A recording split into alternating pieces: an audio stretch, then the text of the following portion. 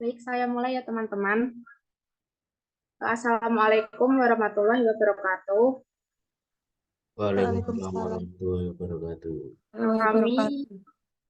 Kami dari PPL SDN Pandian Lampir 04 akan mempresentasikan hasil diskusi kami mengenai teknik dan instrumen asesmen.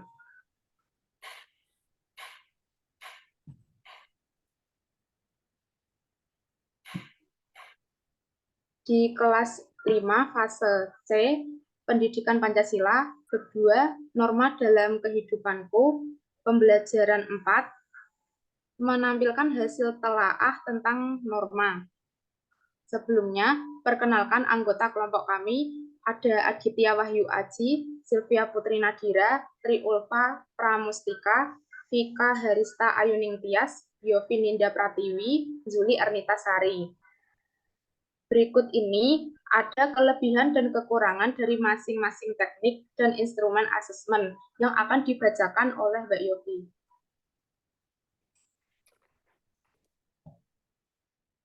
Baik, berikut adalah teknik asesmen tes lisan, yaitu kelebihan. Yang pertama, kelebihan dari tes lisan di sini yaitu dapat menilai kemampuan dan tingkat pengetahuan peserta didik berupa sikap dan kepribadiannya karena dilakukan secara langsung. Kemudian yang kedua, bagi peserta didik yang kemampuan berpikirannya relatif lambat sehingga sering mengalami kesukaran dalam memahami pernyataan soal tes bentuk ini dapat menolong sebab peserta didik dapat menanyakan langsung kejelasan pernyataan yang dimaksud. Kemudian hasil tes dapat langsung diketahui oleh peserta didik. Memberikan kesempatan kepada pendidik dan peserta didik untuk menentukan sama seberapa baik pendidik. Kemudian peserta didik dapat menyimpulkan atau mengekspresikan dirinya. Peserta didik tidak terlalu tergantung untuk memilih jawaban, tetapi memberikan jawaban yang benar. Peserta didik dapat memberikan respon dengan bebas. Mungkin itu kelebihan dari tes lisan. Selanjutnya untuk kekurangan dari tes lisan akan disampaikan oleh teman saya, Mbak Sylvie.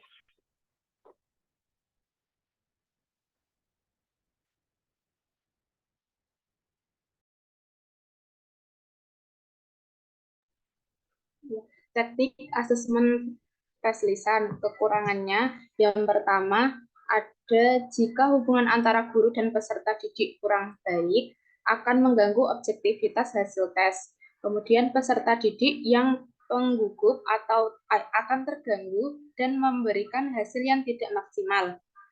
Yang ketiga, memerlukan pertanyaan yang berbeda-beda pada masing-masing peserta didik tetapi dengan bobot yang sama. Yang keempat, jika jumlah peserta didik dalam kelas besar membutuhkan waktu yang lama.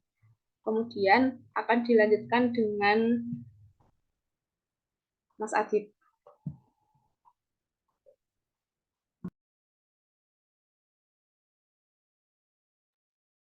Baik, selanjutnya teknik asesmen penilaian diri.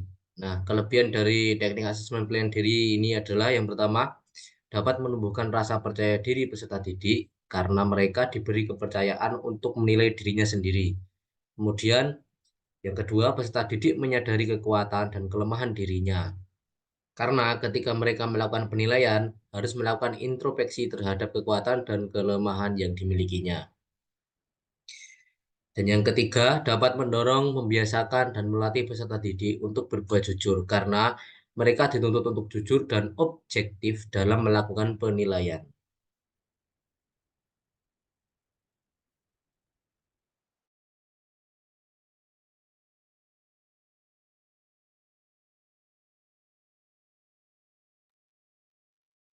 Oke, selanjutnya ada teknik asesmen penilaian diri, yaitu kekurangannya yaitu yang pertama, beberapa peserta didik mungkin kesulitan mengidentifikasi kesalahan pribadi mereka.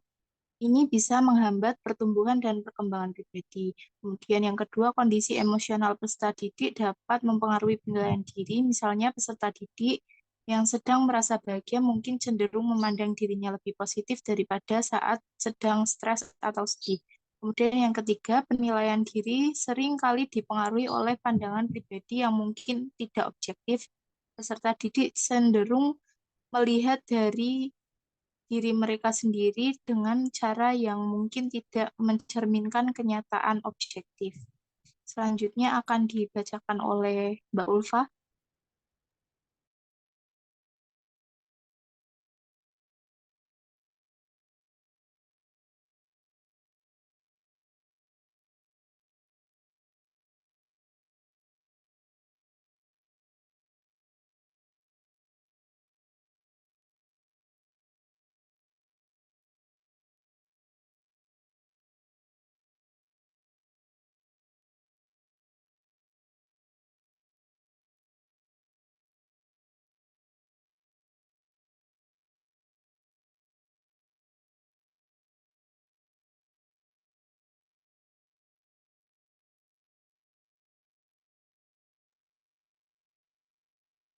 Selanjutnya ada instrumen asesmen, yaitu Rubik. Ada kelebihan Rubik, yaitu yang pertama, membantu proses penilaian menjadi lebih efisien. Yang kedua, membantu guru menilai atau skor dengan lebih akurat, adil, dan dapat diandalkan. Yang ketiga, mendukung proses penilaian yang seragam. Yang keempat, mengklarifikasi harapan kualitas kepada siswa tentang tugas mereka. Yang kelima, membantu meningkatkan kinerja siswa karena mereka tahu apa yang harus difokuskan. Kemudian ada kekurangan Rubik, yaitu yang pertama, pengembangan Rubik bisa jadi rumit dan memakan waktu. Yang kedua, mendefinisikan serangkaian kriteria yang tepat untuk menentukan kinerja bisa jadi rumit. Yang terakhir, Rubik mungkin perlu terus direvisi sebelum dapat digunakan dengan mudah.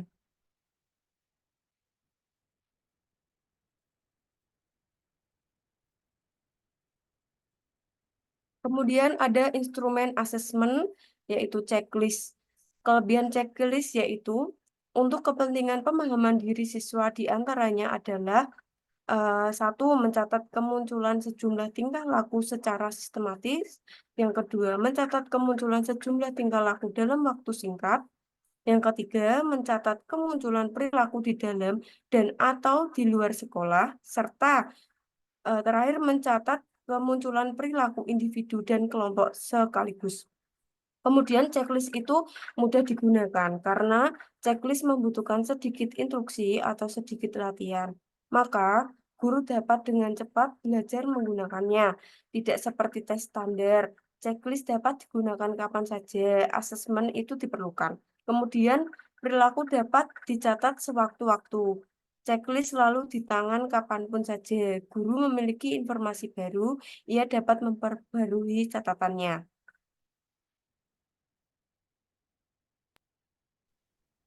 Selain itu, kemudian ada kekurangan dari checklist, yaitu yang pertama, menghambat perkembangan kreativitas pengguna atau data yang dilihat hanya terbatas. Yang kedua, terbatas pada pengalaman pengguna atau tidak memiliki standar khusus. Yang ketiga, hanya yes or no question atau tidak dapat menggambarkan secara detail efisiensi dari suatu subsistem.